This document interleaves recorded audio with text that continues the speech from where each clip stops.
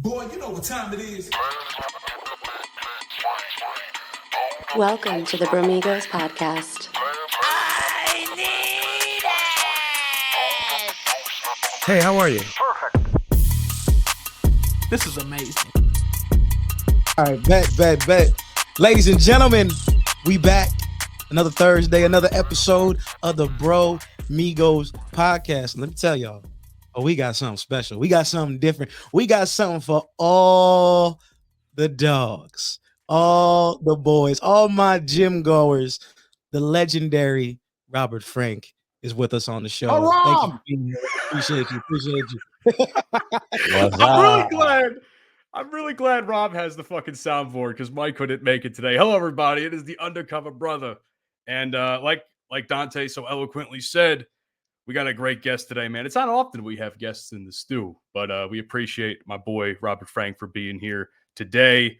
You know, the woman's pet, the men's regret, Mr. fucking Chest Day himself. It's good to have you on the show, my friend.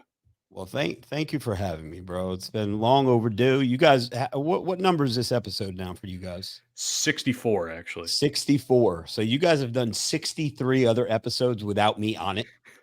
We don't. It's a crime. I know. That, bro? I know it's a crime. I'm sorry. What am I, chopped liver? I tried to get you on a couple weeks ago, but then yeah, a couple weeks ago, which would have been what, episode 61? Come on, bro. 62. I should have been episode at least 15 or 6 or 615. But anyway, we're here now. Let's fucking go. Oh man, it is good to have you. It is good to have you on, Rob. Let's kind of just dive into a little bit of an interview type style first to start the show. I'd like to ask you about your start. I mean, I kind of already know it, but for the people that don't know our show and coming from your audience, how exactly did you even get your start when it came to like social media and lifting and gym and fitness content? Because I didn't know it was a thing until I started watching your videos, to be honest with you. Well, I mean, the videos in the gym, getting started with that, those are two separate stories, but if you want to put them together, I guess the year was 2012-ish.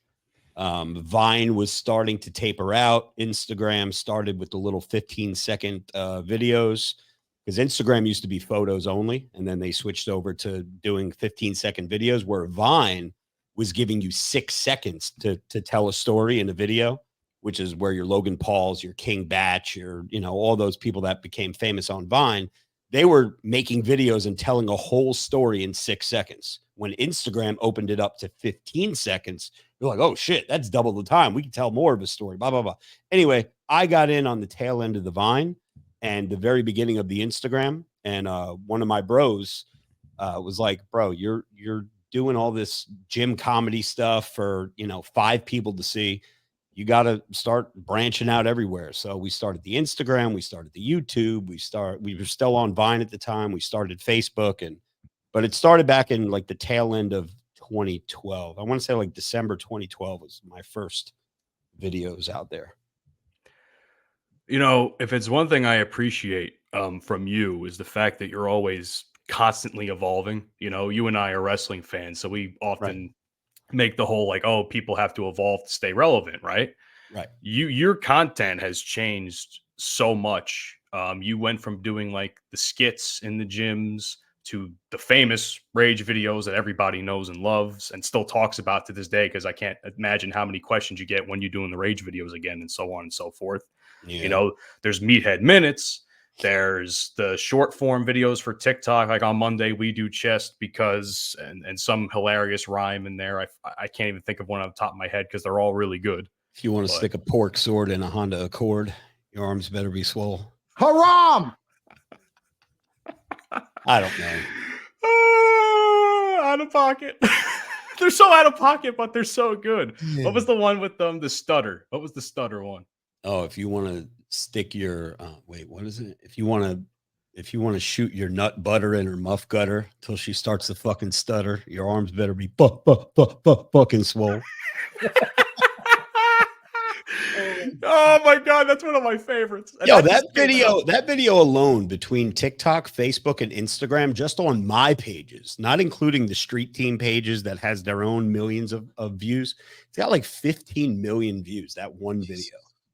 So yeah. What inspired you to do these rage videos? 'Cause I mean, like growing up, yeah, especially like being an athlete, we all watched your videos. Like they were some of the craziest shits I'd ever seen. For like a good couple seconds, you get a good laugh. But I mean, it's so different. You don't see anybody do stuff like that. And it looks like a mock at a lot of these big macho dudes that be in the gym, but you Yeah. make it funny, man. So what inspired you to do that particular kind of content? Well, it's funny because when I first started doing those types of videos, I wanted people to hate me. I wanted to be, and I always use this and this reference.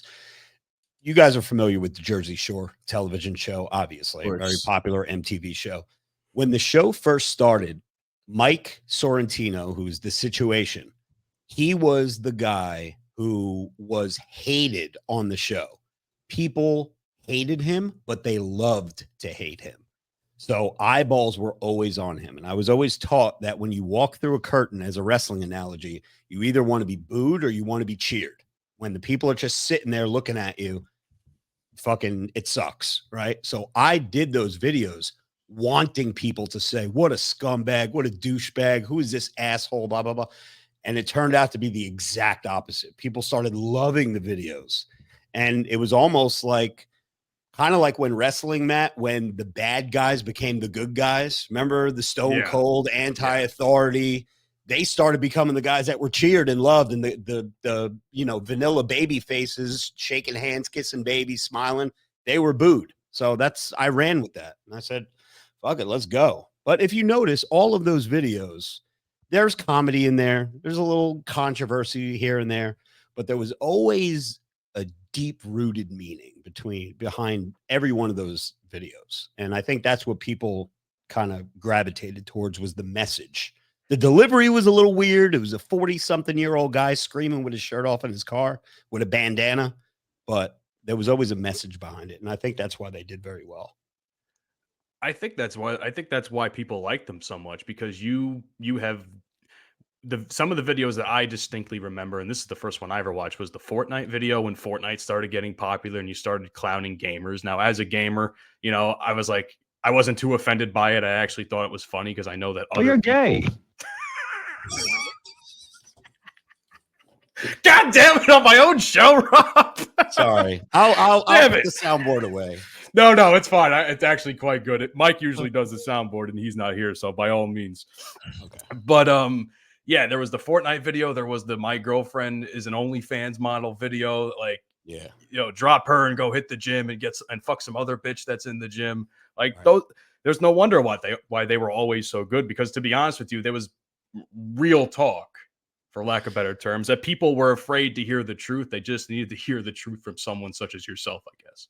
Yeah. Well, one thing that we tried to do, especially in the beginning, is hit the relevant topics. Whatever was viral, whatever World Star was talking about, whatever Barstool was talking about, hit those topics. And that still remains true to this day. If you want to be relevant, especially on Twitter these days, you got to talk about what's going on in the news that hour. You start talking about shit that happened 3 days ago, it gets lost in the sauce. You got to be like up to date with the newest shit. So anytime a new trend, some new dumb shit would come out on the internet, like the Tide Pod challenge or mannequin challenge or, rompers for men, whatever the case may be, we always tried to hit it. And that's a little secret. I almost bought one of those male rompers too. I ain't gonna hold you. No, you did not. No, stop it. I was almost Stop going to it. get one of them. Hey, it was kind of cool back then. That was like 2017, 2018. Not now though.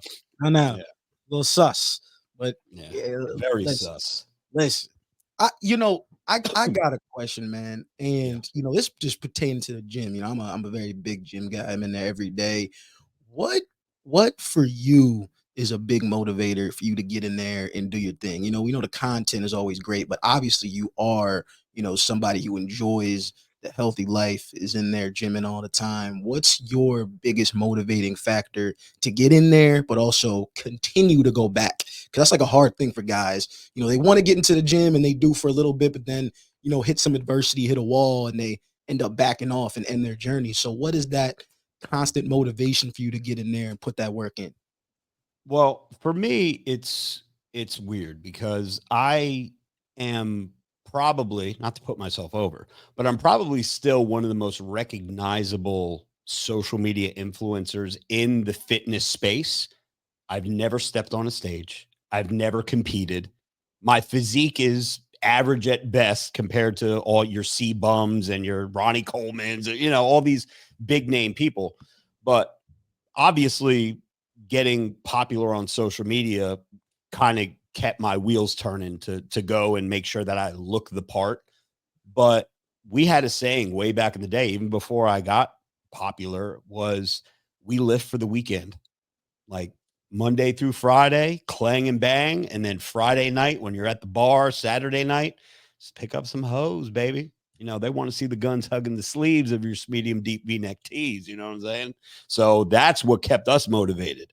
And we would do extra reps for, the chick with the fat ass and yoga pants. Yo, give me 3 more. Boom. And that's pretty much what it was. Cause it was never about competing. It was never about, it was about looking good at the pool parties in Vegas. It was about looking good at 1:30 in the morning when you're leaving the bar and you're trying to pick up a straggler who sees your fucking delts popping out of your t-shirt.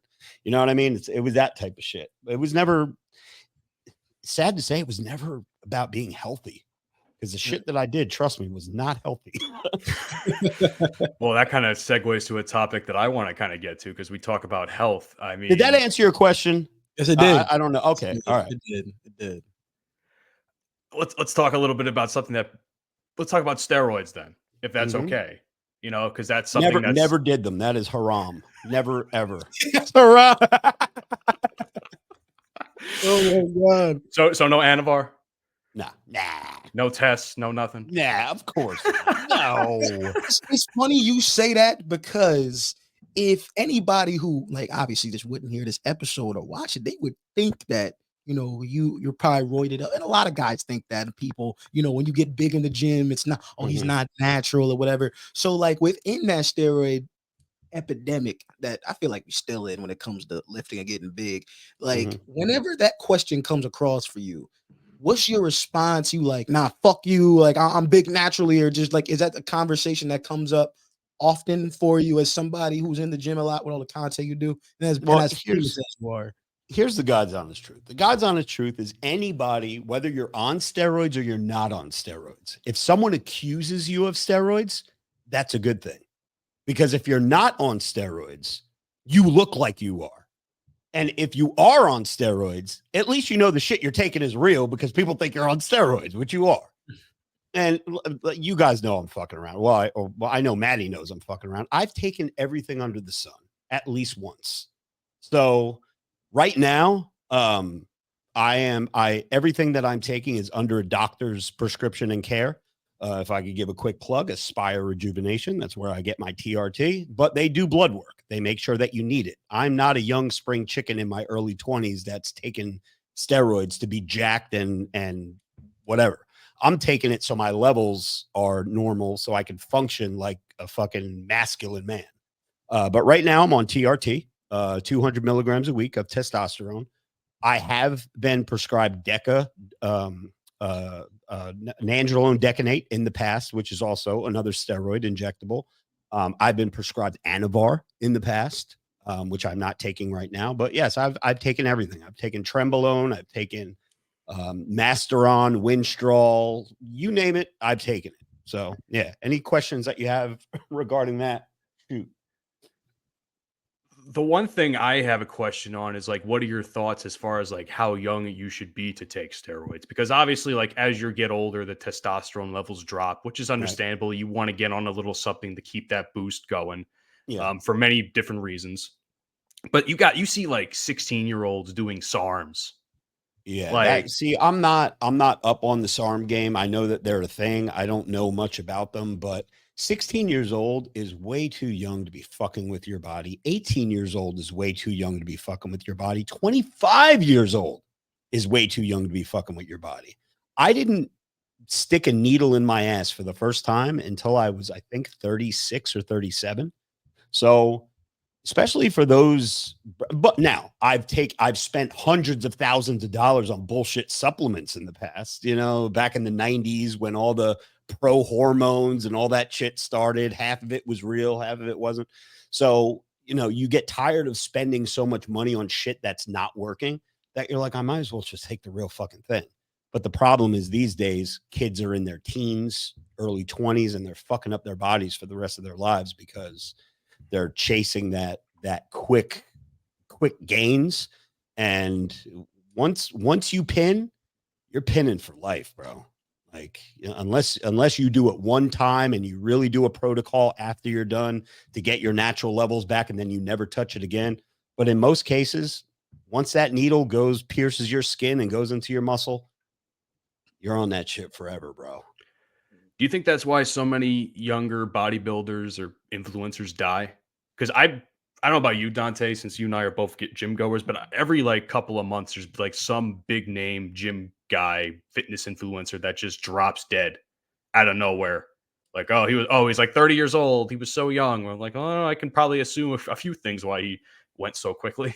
I think it's a combination. I don't think per se it's the steroids that are killing people. Well, let me backtrack. First of all, 90% of the people that get steroids are buying it from someone that they've never met.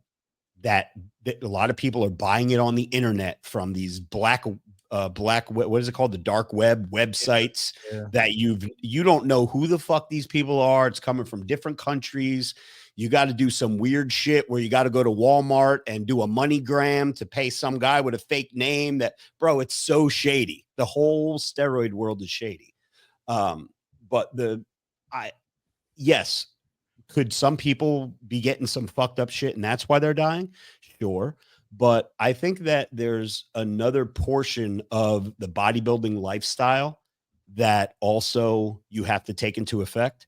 These guys are not only taking steroids, they're fucking doing coke. They're doing pills. They're fucking partying like rock stars. They're taking shit to bring them up. They're taking shit to bring them down.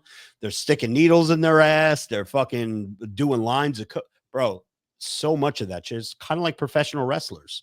It's not the steroids that are killing them. It's the uppers, the downers, the pills, the somas, the alcohol that you mix with it. Bro, it's the lifestyle that's killing them. I think there's a fundamental question here, Matt, that we have not asked pertaining to the steroids. I think it's a question we all want to know, an answer we all need to hear. Does steroids make your dick small? I gotta know because I've heard the stories. I'm just saying, we have a bunch of overbuilt little dick dudes walking around the gym, and I don't even know. Yeah, I'm just saying. Listen, it's true. Listen, I don't think it ever affected me. I'm hung like a light switch anyway, so it didn't affect me in terms of size. However, it will 100%. It's not even a rumor or a myth. It 100% will, will shrink the size of your testicles, right?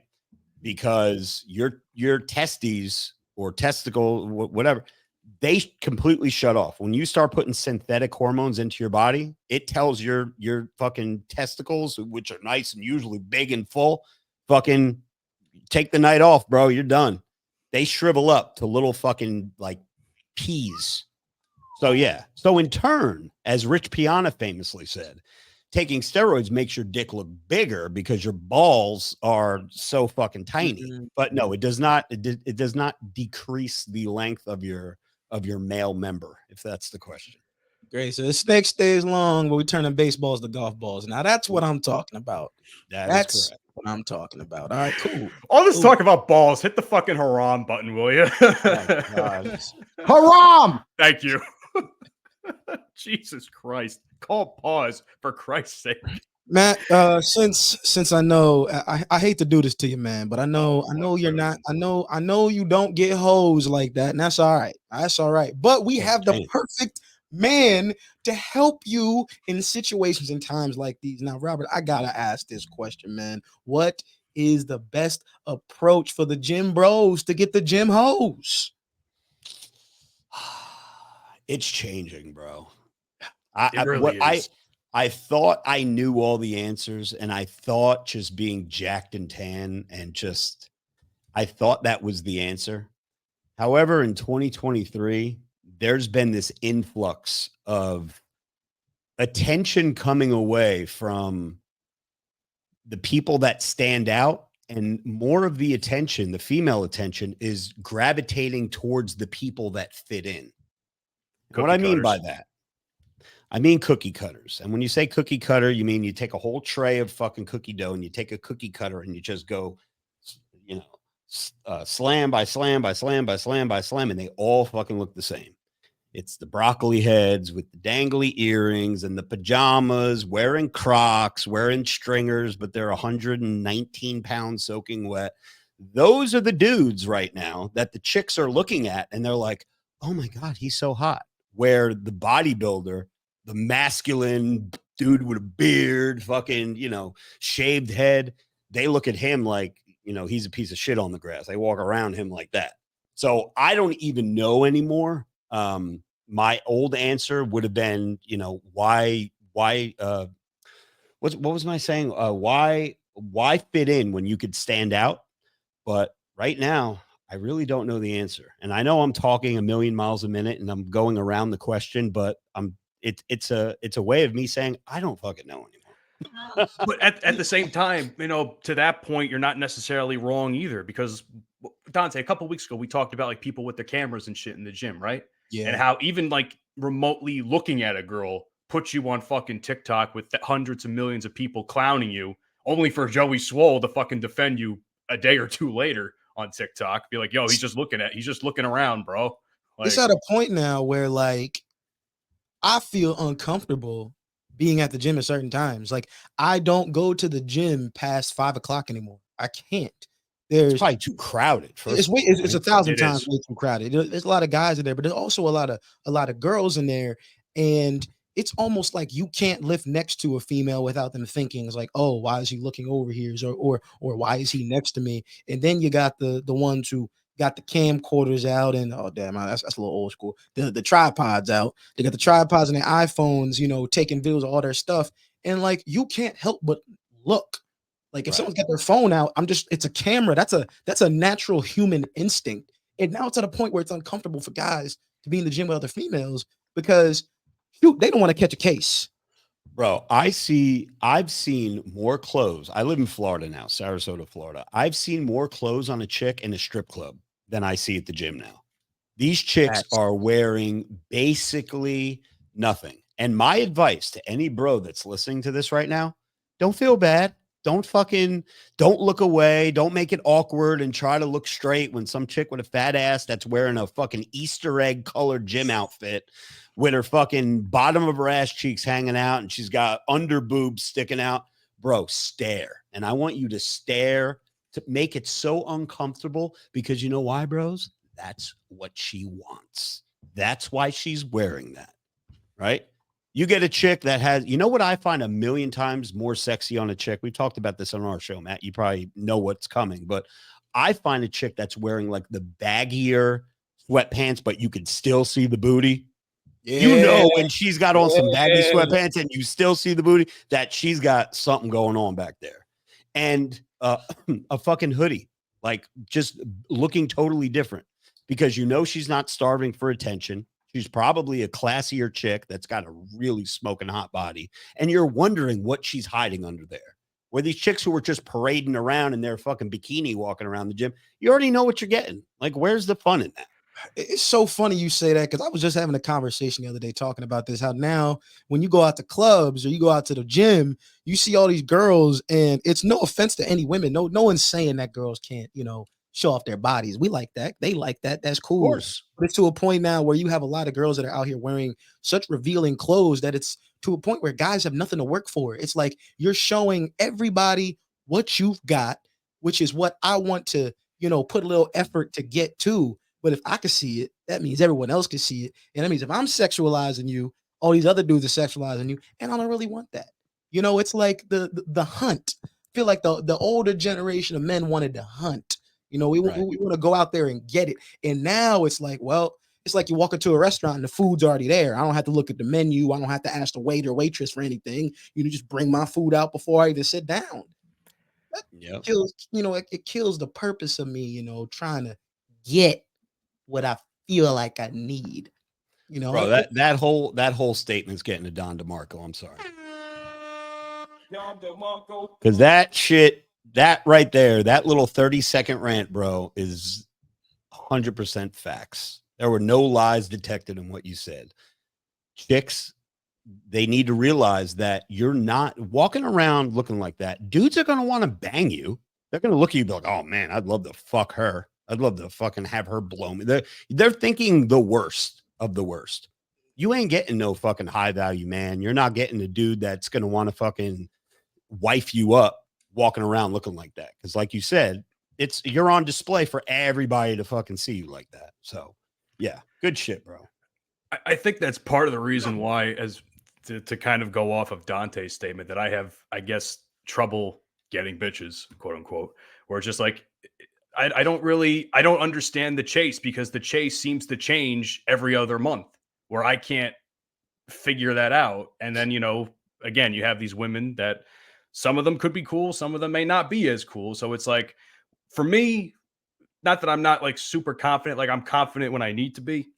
Like I mentioned my time at Exotica all the time on this show, but at the same time, you're just trying to not be a creep. And it's like, you can't really find that balance sometimes with some of these women. It's like a mixed bag. I see that, but bro, just like animals, like dogs and fucking alligators and bears, they can sense, chicks can sense when you're nervous. They can sense when your confidence level is in the shitter. Bro, I don't care if it's a fucking 4 that weighs 195 fucking pounds, or she's a 10 fucking supermodel. You got to bring that same energy every time. Yo, your shit don't stink, bro. You're king dingaling. And like, they're there for you. So that's one thing that even I have to work on, because I'm listen, bro, I'm a human being. I get self-conscious too in certain situations, but you always got to remember, you got to bring that fucking energy, because human beings can sense insecurity. And I think that might be a little bit of your problem, Matt. We've hung out one time, and I kind of sense some kind of like a little timidness or whatever. But it's Called me out like that, huh, Rob? I Hey, thought listen, Dante, Mike, and all of them clown me about it all the time. Like I'm trying, like I'm doing my best. See, I thought it was cat. See, Robert, we went out a couple weeks, and that was like 2 months ago. We went out to the bars and we had a good time. And see, there were some girls that came up to us and they started talking to Matt, and they asked him, it's like, oh, how old are you? And I said 25. And the girl went, oh. Yeah, she Wait, was that old? Was that too old, or was it too young? I'm actually 20. I'm actually 26, but yeah, I mean, I guess it was a little too old at the time. For her. What would they say if they saw me? But to be fair, if you remember that conversation, she also said, you're really attractive. You're just too old for me. And I was just like, I'll take it. Yeah, I'll take the compliment. It's the small. Sometimes the hunt is better than the kill, bro. Take that compliment and add it to your arsenal, bro. That's true. Yeah, but see, Matt, this is what you need. You need a little motivation. You know what I'm saying? You need to build up that libido a little bit. Build up that libido. What's coming up in a couple weeks, Rob? Christmas party? Yeah, we got the RobertFrank615 LLC Christmas party, and it's gonna be epic, bro. Yeah, that would be a good place to start, in my opinion, for me anyway. Oh yeah, I mean, you know what to expect. I mean, I don't know what the crowd is going to be like that night, but I mean, Listen, first of all, you have the advantage because you're with a huge party and we have our own section with bottles, and it's just the aesthetics look different from a chick that's on the dance floor looking in. It's like, oh, why is that guy? He's pretty hot. Why is he over there with all those people? Oh, they got bottles over there. Blah, blah, blah. Chicks love clout, bro. And that's, Man, good that is shit. the perfect time. That is the It is. perfect You're- time. no, you're right. You're not walk down wrong. there, you go down there to the dance floor. You say, "Hey, we got drinks. Come with me." And it's slow after that, man. Just make sure you come up to me and let me know first, Matt. Before you start bringing 100 fucking bitches into the VIP room. I'm gonna have to buy 8 more bottles, and before you know it, my card's gonna decline. Don't worry, Rob. I got you, dog. Right, hey, listen, the big crowd. booty Latinas only, Matt. Big Big for, booty for Latinas you, only. for you, big booty Latinas. That's all you need. That's all I need. That's all I need. I will say this much. I'm sure the crowds in AC are going to be especially around Christmas time, are going to be miles better than Brunswick, to be fair, with all due respect, Dante. Indeed. I mean, I've been to AC one time. I don't really know what the nightlife is like all the time. I've been there once. It was cool, but I know you're gonna have a great time, man. You know, that's an opportunity for you to spit a little game. And speaking of game, you know, I want to know, man, when you're a big built guy. I'm sure it's not hard for you to get some bitches, some hoes. What's the go-to for you? Is it just just look at me, I'm like that, or you got some unspoken riz, you be spitting on the girls, Robert? Like what's your game like when you step into the ladies? Well, I mean, I'm a married man, right? Oh, wait. Oh, shit. See, I already knew the answer was coming. So shit. I'm a married man. Do this to me, man. I put my However- man in the hole. However, I can't do that. my wife is gonna listen to this and she's like, "What the fuck?" No, I'm so sorry, man. I apologize. Sorry, MBJ. Listen, there's no I mean, there's no magic pickup line, right? There's no, back in the day when you used to be able to go up to a chick and ask her how much a polar bear weighs. I don't know, enough to break the ice. Hi, I'm Rob. Nice to meet you. That shit don't work no more, bro. It's just Joey Bags had a saying that you have the green light as a bro to approach a chick when she looks at you 3 times. When you catch a chick looking at you 3 times, whether she's looking at you like, ew, look at that guy, or I'm kind of interested, or wow, that guy looks interesting. 3 times. If you get 3 glances, that's your green light to go up and make a move. Whether it's just saying, hi, how are you? My name's Robert. Nice to meet you. It's my first time here. What's the good drink on the menu? Come up with some dumb shit. And once you have a couple drinks in you, the dumb shit comes quicker, in your brain. So you don't have as much pressure. When you're going in there stone sober and you're nervous, like, oh man, I don't know what to say. Start with a few fucking drinks first, and then just let the conversation flow. Matt, you taking notes? You writing this down? Mental notes. Better be taking this shit down, Matt. Listen, I'm the one that edits this show, so I'm going to hear this 10 times over as I'm editing it. So, and don't be going to the bar buying no Henny shots for no other dudes. I'm telling you, you do that shit to me again, I'm smacking the shit out of you. I did that to fuck with you that time. Smacking the shit out of you. Don't ever do that shit again. That was gay. Okay, you can't be buying another man Henny shots. What? Hey, Matt, I got a question for you. Why are you gay? God damn it! I will say this much. I mean, Rob knows my awful pickup line that I've only used a handful of times. So we don't have to go. What is it? Yeah, now you have to say it. What is it? You're right. I opened myself up to this. Okay, this will be a little gay. We'll call pause since all the gentlemen here. No, you can't call pause prior. No, you got to go through it, and we'll determine whether it's sus or not. Go ahead. They say every queen deserves a throne. Why not let my face be yours? Oh, you're gay. Fuck you, Rob. God damn it.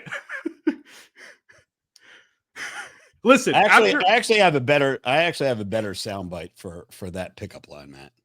Okay. Yeah.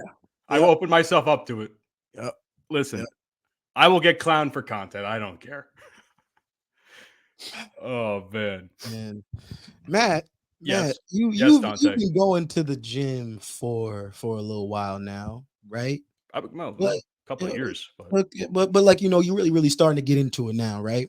trying to get back So into it. Yeah. yeah, so what's your routine been like, man? Like getting into the gym every single day. What's your motivating factor? Because I mean, we have a gym bro here that's got the game on lock. You know what I'm saying? Maybe you could learn a little something because obviously he's swole and you're not. So I'm sure you want to get. I'm sure you want to get there. So let get some game, bro. I want you to soak up as much game right now as possible. I'm looking out for you, my brother. All right. Well, I mean, honestly, really, the only thing I've been focusing on is weight. And when Mike hears this, he'll fucking clown me until forever. But really, all I've been doing mostly is cardio because I'm trying to get my weight down because I have a wedding in a couple of months. I got to fit into a suit for. So, and COVID completely killed like all of my progress. Like I used to be 180, I think. And then I obviously over the course of the pandemic spiked up to close to 200 again, which I never thought I'd get back to. And it's kind of been an uphill battle ever since trying to do cardio. I rarely do lifting, to be honest, alone, but my brother's been sending me some stuff that he does. So I'm going to be, getting back into the lifting a little bit more, hopefully in the next couple of weeks, so I can at least have a little bit of a pump leading up to AC. But That's good. That's good. Now, that you should be doing. I mean, I know you're trying to lose weight, but losing weight is a battle of the knife and fork, right? So cardio, yes, is going to help, but you still need to be lifting weights, Matt. You're not going to I agree. get You're not the first huge person to tell me and this. big and bulky. You got to get yourself on a routine where you're doing your workout and then you're doing cardio post workout. And it's a battle of the knife and fork. You got to make sure that you're in a caloric deficit. As gay as that sounds, it's a real thing, right? Make sure you count your macros too, don't you? No, but I'm saying you could kind of gauge what you're taking into what you need. And if you're a pro like me, you don't have to actually count. You could kind of just eyeball things. But yeah. Well, your don't just diet's do also cardio. your diet's also incredibly bland, to be fair. Like Well, it is that's because of my situation. Yeah. Well, that's what I was going to bring up. Because you for a while were kind of in a tough spot when it came to the gains because you had a massive health issue back in 2021. Yeah. And I'm curious to know if you want to tell a little bit of that story here on the Bromigos. By all means, like what happened, your mental state throughout that year and a half, I think, leading up to where you are now. Yeah, I mean, I'm still not where I want to be now, but I'll give you the footnotes version. In late February of 2021, I started shitting blood. Thought it was food poisoning, didn't know what it was. The blood wouldn't stop, had severe stomach pains and cramps to where my lower back started killing me. Got to the point where I was having 40 bloody bowel movements a day. There was absolutely no stool. It was just blood. I couldn't walk. And on March 11th, so about 2.5, 3 weeks, I was dealing with this, trying to just live normally, hoping it was going to go away. My wife rushed me to the ER. They admitted me on March 11th. I didn't come back home until April 17th. I was in the hospital for 7-8 weeks. In that time, they tried to pump me full of different steroids, not good steroids, the steroids that are actually supposed to help inflammation and shit. They tried everything they could. 13 days in the hospital, my colon perforated, which is basically like when your appendix burst. You have a very short window to get surgery. So I remember the surgeon coming into the room and he said, "Hey," I mean, I was in so much pain that I was crying. They came in, they gave me an x-ray while I was still sitting in my hospital bed. They like put this tray behind me and they had the cameras, they wheeled it in the hospital. And because they wanted to see why I was in so much pain, because the pain was getting worse. And I was already at the max painkillers that they could give me. And then I just remember the surgeon walking into my room and he said, "Hey," introduced himself. He says, "We gots to go." And I was like, "We gots to go where?" He said, "Your colon is perforated." He goes, "I'm going to give you a heads up. You are going to have emergency surgery right now. We need to go now. You are going to wake up in a few hours. There's going to be a bag on your stomach where you're going to go to the bathroom. You're not going to be pooping out of your butt anymore. So he told me that going in. I had a colostomy bag on my stomach. And he said, but in a couple of months, we'll be able to reverse it. There's this new surgery where, we rob Peter to pay Paul, so to speak, and you'll be able to go to the bathroom out of your butt again. You're not going to have the bag for the rest of your life. So I knew that going in, but it was a rough couple of months. I was 212 pounds going into the hospital. I came out of the hospital at 138 pounds.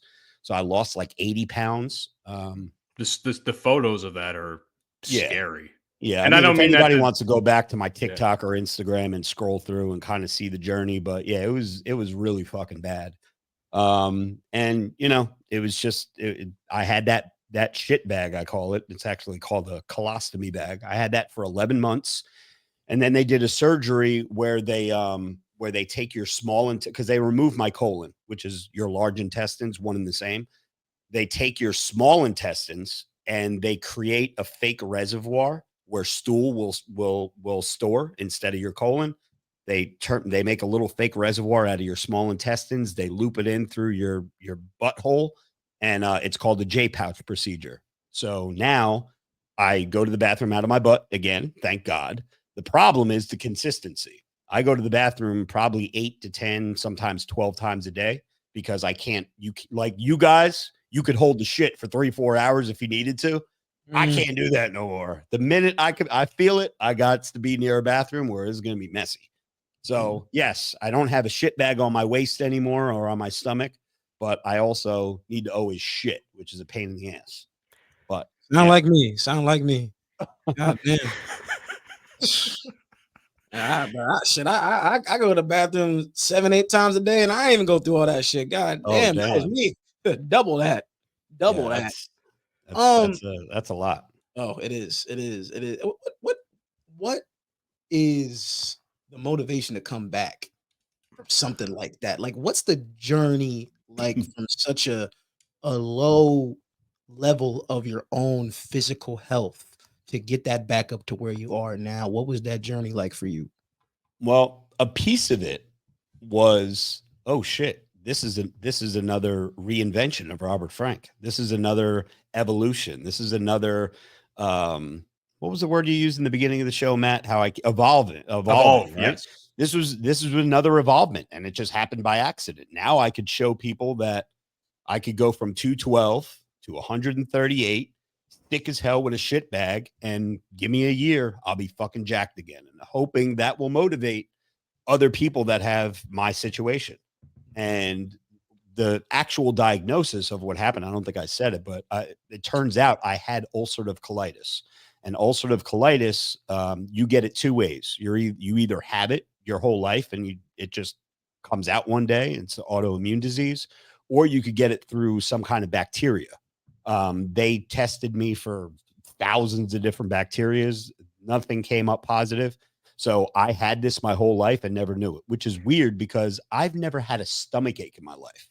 You know, when you're a little kid and you fucking have a stomach ache, oh, my stomach hurts.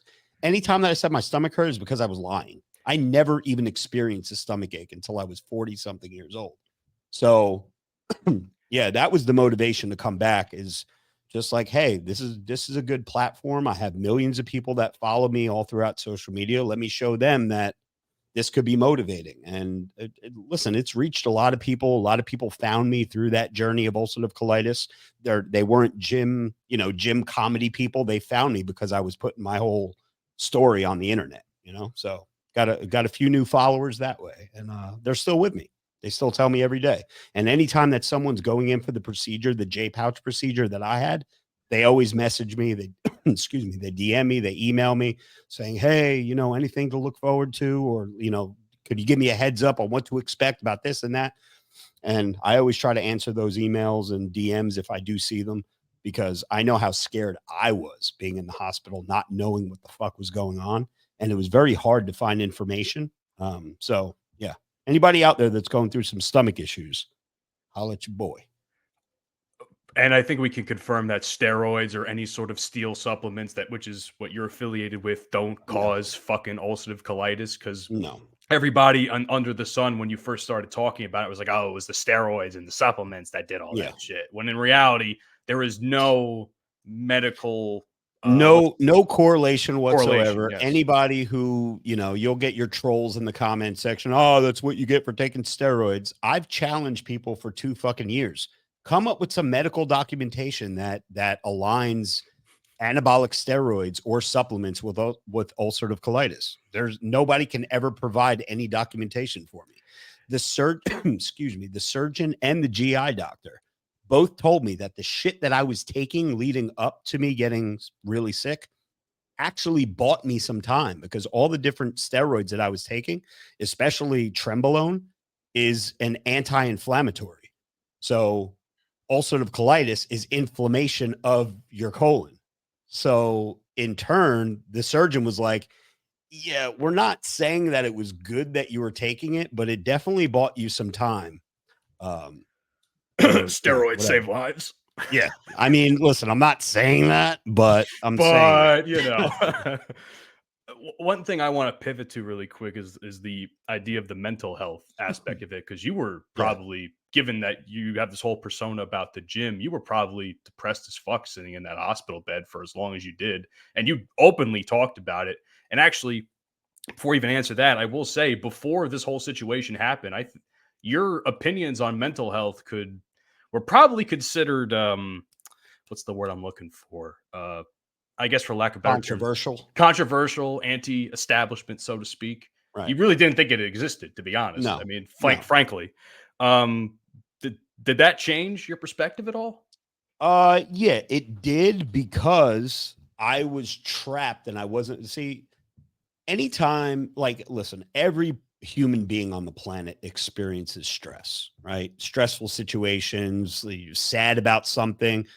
My go-to, and this is real. This is not just the Robert Frank, the character. Anytime that there would be any moments of stress, sad, a girl broke up with me, or, something happened, I got fired from my job, whatever the case may be, my go-to was always the gym. Fucking lift. Because as I said, there's no time to be sad and depressed when your muscles are fucking burning and your abs are giving out doing planks and you're curling as much as you fucking can. Depression and all that shit goes away, right? Or at least it takes a back seat while you're there.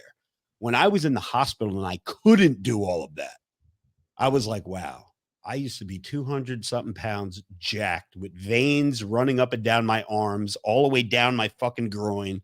I look like a fucking G.I. Joe figure in my 40s. And now I'm laying in a hospital bed. I can't walk. I forgot how to walk. I don't know if I mentioned that. They had to reteach me how to walk again. Didn't know how to walk. Shit bag on my stomach. The shit bag was leaking half the time. So there was stool running down my fucking side. Bro, it was brutal. If I had a gun, I would have fucking put it in my mouth and pulled the trigger at certain times. It really did suck. So that's when I learned. I was like, oh, shit. This is what people are dealing with. You know what I mean? So yes, I do now admit that it is a real thing. But I do think that a lot of my situation was because I couldn't go to my safe place, which was exercise. I kind of feel the same way, because I've been going through some shit the last couple of months and I've talked about it a little bit on the show. And when I am able to get to the gym, I try to go at least 3 to 4 times a week at most. Gym is open 7 days a week. Why are you only going 3 or 4 days? Sometimes just can't make it. Yeah, I know. Me, what are you? We fucking elementary school? But when I do try to go, it does help. It does help in terms of the mental health, and it's what I would like to call, it gets the demons out of you, lifting heavy or even doing any activity in the gym at all, whether it's cardio, lifting, God forbid, CrossFit, because we know your feelings on CrossFit, or powerlifting. Haram! Andrew Tate's, I don't know how you guys feel about Andrew Tate, but whether you like him, hate him, agree with him, disagree with him, he did say one thing. He told a story one time about how this guy, random dude, DM'd him on Instagram when he had Instagram, and he told him that he was going to kill himself. He says, my life sucks. I hate it. I'm not good looking. I'm fat. I'm this, I'm that. I want to kill myself. And Andrew Tate responded to him I don't know if he was as popular as he is now, but he says, do me a favor. Says, get a six-pack first. Go to the gym, work on your body, get a six-pack. If you're still depressed and if your life really sucks after you have a six-pack, then do what you got to do. If you want to blow your brains out, go for it. But at least get a six-pack first. And the end of the story was now the dude is fucking in shape. He's ripped and his life changed. And it was all because he went to the gym and got a stupid fucking six-pack. So there is something to that. There's something to the gym and getting the endorphins going and just that good feeling that you get from the gym. It does help. So anybody out there that's depressed, you're sad, whatever you're going through, life, relationships, family, job, stress, whatever, just make time for an hour a day to go to the gym. That's all I'll say. It'll help. I got one more thing I want to cover before we wrap up here. And that is, we've mentioned it on and off over the course of the show, and that is the state of masculinity. This is something that we've talked about on and off over the course of our shows running. How do you feel about the way masculinity in men is nowadays, Rob? Because people would arguably say you're like the poster boy, for lack of better terms, for toxic masculinity. Well, that's a compliment. Thank you. You're welcome. Yeah, I mean, listen, the world has changed, and the powers that be and the people that pull the strings behind the scenes, they want to emasculate men, and there's no secret. Just with all the shit that you see on social media, what do they push out there? The LQBG community, fucking, they take precedence. They're up front. You got dudes on YouTube with fucking doing makeup tutorials like that. This is what they push these days. Mr. Beast, God bless him, the most popular fucking YouTuber in the world. He is the most unmasculine dude on the fucking planet, right? And nothing against him. I'm not saying that there's anything wrong with that, but these are the people that they push. Before him, it was this guy PewDiePie, who was this nerdy fucking gamer guy, and he makes funny noises for the kids, like, bro, where's like Don Fry? Where's, fucking Sylvester Stallone, fucking Rocky 3, bro? Like, where did all these guys go? And I think it's suffering. And I think the problem with masculinity disappearing is not because the men are disappearing. It's because how do we all stay in touch these days? Social media. What does the social media machine do? They suppress the masculine figures. They don't show it. They'll show a guy doing a fucking mascara tutorial, but they won't show a guy talking about fucking bitches and banging hoes. You know what I mean? So it sucks. So social media doesn't like that much either, because Yeah, Lord knows you've had your issues with that as well, with algorithms. Yeah. It's it's all a game now. What were you gonna say, Dante? I just thought that was a really, really interesting take, because with masculinity now, I completely agree. I feel like we've gone from an era where we had, the big buff action heroes, you know what I'm saying? Like the Schwarzeneggers and the Stallones, the Rocky and Command, all these guys that in the 80s dudes would look up to me like, I want to look like that. I want to be a superhero, low-key. And I mean, now we got, and there's no offense to these guys, but Timothy Chalamet and all these. Never heard of her. That's crazy. But that's what it is now. You got all these celebrities that are men who, in the grand scheme of things, are not as masculine as the celebrities of the old times. And that's just what it is now. You have a lot of guys out here that it's almost to a point now with, if you're masculine, you're not even man enough anymore. It's more manly to do other things like, oh, it's okay if you want to be a guy and wear a skirt. It's all right if you want to be a dude and paint your fingernails. Personally, I'm not with all that. I think that's more feminine. But now that narrative is being pushed that, no, you're a guy, you don't have to be masculine. You could be whatever you want to be.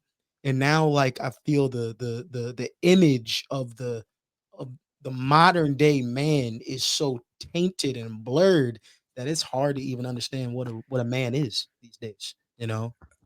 I also agree with that. I mean, I always hated the term toxic masculinity because it literally explains. Well, I mean, it's basically That's a one of my derived. hit songs, Matt. What do you mean you don't Well, like the no, no. term? First of all, Fuck. I love the song "Toxic Masculinity." I do enjoy that song, but my point is, I hate the term of it because it's own people throw it around like a slur almost, where it's just like, Yeah. oh, it's like saying, oh, you're racist or you're homophobic. Oh, you're toxic masculinity. Where it's Yeah. like people don't realize that masculinity could be, what we're talking about, but depending on some opinions, it could be whatever the opposite of that too. Whether we agree with that or not. Listen, I'm always open to have a discussion about it. That's why I have you on the show today, Rob. But I will also say, as far as like how men treat other men, could also be considered toxic masculinity in some ways, shape, or forms. Because I feel like men oftentimes do a better job, maybe not better than women, because women tear each other down for fucking sport, but men do a lot of tearing other men down for whatever reason. But I feel as though an example of positive masculinity is like trying to bring those men up. I feel like there's not a lot of that. There's not a lot of, hey, King, good job, or keep the crown or whatever. That's that sort of thing. I feel like there's not a lot of that anymore. It's kind of like, I feel as though because that image of masculinity has been broken down to a more feminine level, guys are becoming, for lack of better terms, as catty as women are sometimes. I feel like I know what you're saying, and I feel like the reason for that is there's really no middle ground anymore. There's not many men who just fall in the middle. You're either overly masculine and you're raw, bodybuilder, big buff, beer drinking, fighting, like masculine, what you would perceive to be a masculine man. And then there's the dudes that do the makeup and the fingernails and wear the rompers for men and all that shit. There's really not those middle ground men for the overly masculine dudes to give them a hand and to pull them up. Like a masculine dude is not going to look to a guy who's already wearing fucking lipstick and doing makeup tutorials on YouTube and be like, hey bro, come on, you got to come with us, because they're a lost cause at that point. But I don't even think it's a lost cause. I just think, I think there's also a lack of respect for both sides too. What do you mean?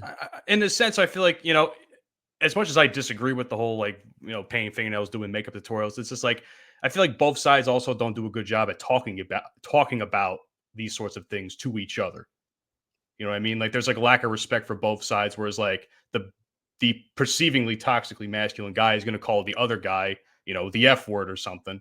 And then the other, the more, I mean, I wasn't going to say it, but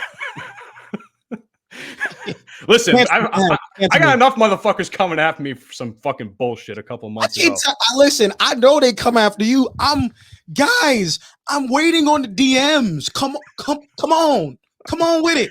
I'm not scared of you motherfuckers. I'm like Bernie Mac. I ain't scared of you motherfuckers. I ain't scared of you motherfuckers. Nah, but no, I just think that both sides don't even have enough conversations about it at this point, even to understand each other's points of view of it. But I'll be honest with you, Matt. I'm not, if there's a dude out there that's doing makeup tutorials or fucking, I have no interest in even wanting to know you. And that's fair. Know why you do what you do. So I think that's the problem. Like a lot of dudes who are like me and think that the way I think. And you got to remember too, there's a big age gap between you and I. I'm like 20 years older than you. So I was born in a time where, like, if you were gay, like, you got your ass whooped, bro. Like, don't keep that shit a secret. I don't want to know about it. But you grew up in a time where it was more acceptable, right? It was more like you just saw it. Like, oh, yeah, that's my friend. He's gay, blah, blah, blah. If I brought a friend over and he was gay, my dad would kick him out of the fucking house and then beat my ass for fucking hanging out with him. Like this, it's different. You know what I mean? No, I agree. I wholeheartedly agree. I just thought it'd be something to bring up, at least a different perspective of it all. But that's just me. I handle things the way I call. Little PSA though, we're not against gay people here. All right. No, I have no problem with gays if both chicks are hot. Yeah. Oh my god. I think that's a good way to wrap the show up right there. Unless you had anything else you wanted to say after that. Hey, no, Matt. We can't end the show like that, Robert. I need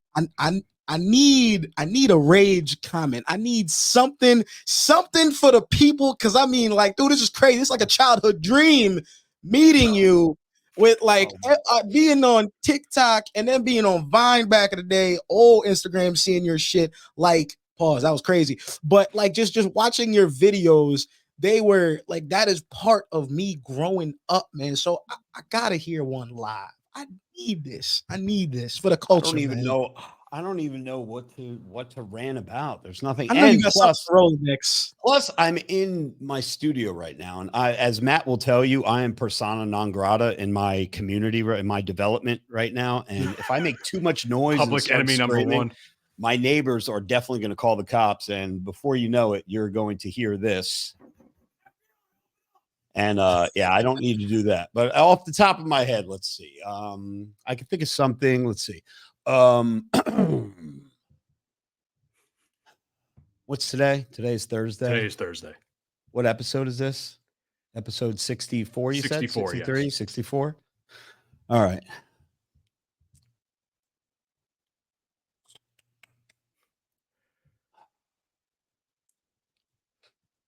I don't know. I'm spitballing here off the top of my head. Go right ahead. Listen. You can't let Dante down. You're his hero, Rob.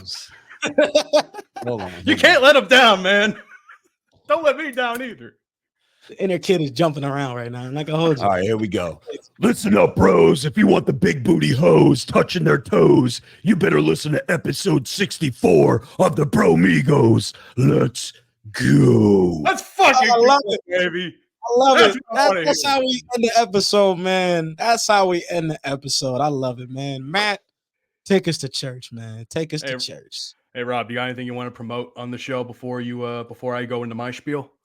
No, just it's Christmas time. If you want to grab some merch over at RobertFrank615.com. Supplements are SteelSups615.com. The code is RF10. And if you want to listen to our podcast, The Glorious House of Gains, it is a Patreon exclusive.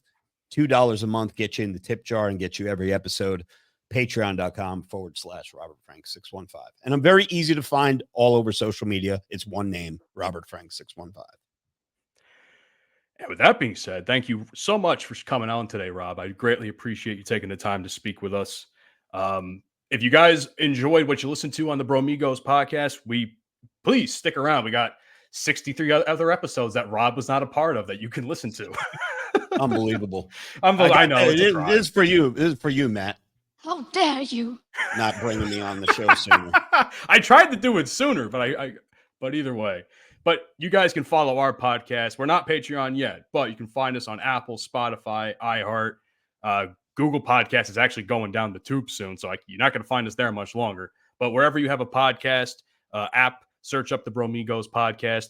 If I haven't mentioned it already, we're like the only actual Bromigos podcast that still goes and still puts out quality content for you motherfuckers every week. So what are you doing? Hit the subscribe button. Follow us on social media. And watch the fucking YouTube. I'm so goddamn tired. Oh, you motherfuckers being like, oh, I don't like to listen to podcasts. I don't have Spotify. But we got Robert Frank on the show, motherfucker. All right? Y'all see what the fuck going on. So y'all better recognize. Y'all better recognize. Subscribe to the YouTube. Come on, y'all. Come on. And if you subscribe to the YouTube, you can see all of our social media platforms on the bottom of the screen that's been rolling for the last hour or so. So follow us on there, Twitter, Facebook, Instagram, TikTok, whole 9 yards. And of course, Full Swap Radio every Sundays at 10 a.m. Central Standard Time. This episode will be syndicated on there. Rob, thank you so much. Thank you so much. We're out, everybody. Peace. Yeah. All right. Peace. You've been listening to the Bromigos podcast. Fuck you, and I'll see you tomorrow. Avita! That's okay! She'll be back. Another